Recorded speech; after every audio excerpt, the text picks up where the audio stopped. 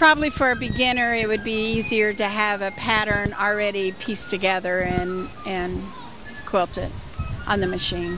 For this show, we had to do some older quilts because we're at the Civil War reenactment. So we had to do some older ones, and we had to tie some, instead of quilting them for this. We piece this together, and then we stipple it with a long arm sewing machine, and that's this pattern right here.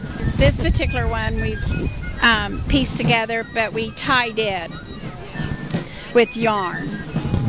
What does that mean when you tied it with yarn? It's just the way they used to do them a long time ago when they tied it with the yarn, and they call them comforters instead of quilts.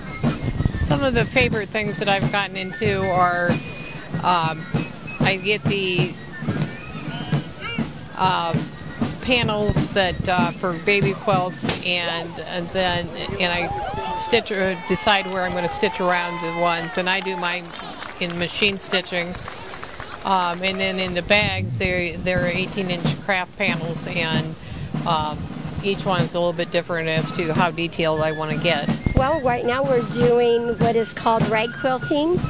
This was popular back in the 1750s. Back then they used whatever clothing that they wore. As the clothing wore out, they ended up using that clothing, making them into squares, and making them into the rag quilting. In the 1800s, it became available where they did it on machines.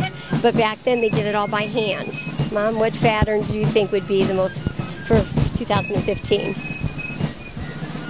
Well, I think that the animals is going good. Different baby animals and stuff for their blankets. But as far as any particular one goes, I don't know if there is one. It's all people's different choices,